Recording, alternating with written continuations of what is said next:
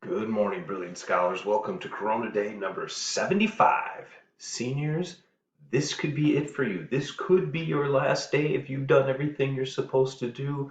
You could be like 100% checked out after today. And I hope that is the case for many of you. I fear some of you I might be following up with, but hopefully those papers get turned in right away today, and we can move on. You guys can go on to bigger and brighter things, and I'll certainly see you at graduation, at least virtually, on Tuesday.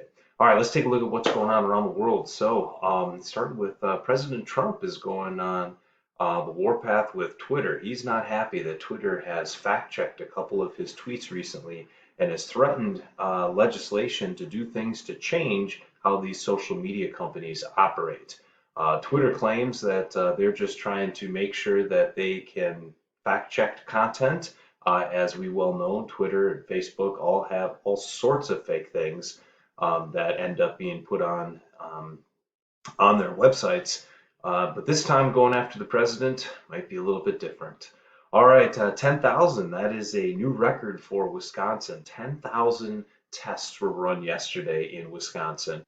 And our numbers are actually climbing as far as number of people that have coronavirus, but our percentage of people that are coming back with positive tests have gone down. So that is good news. In Minneapolis, they are still struggling with the after effects of the murder that happened, or I guess alleged murder that happened not that long ago. I think on Monday was the actual time that that happened. We've got all sorts of protests that have happened actually all around the entire country. But in Minneapolis, they've been the worst and they've become violent. There has been violence, there's been looting, which, my history kids will remember. We just got done with the civil rights movement.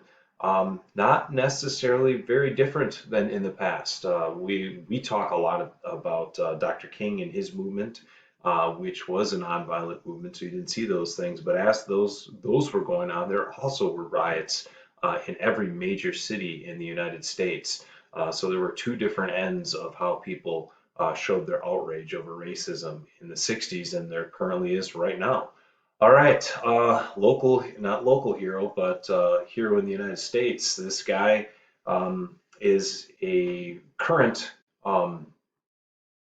service member, and he saw a guy from a bridge shooting people, an active shooter basically, while he was driving. I don't know if he was going into work or what he was doing, but he was on the phone with his wife and saw a shooter and decided to drive his truck into the shooter and stopped him, potentially saving maybe dozens of lives. So, hero there. Okay, what do you guys have to do today? In history, you guys are going to be looking at a video lecture of why America turned against the war.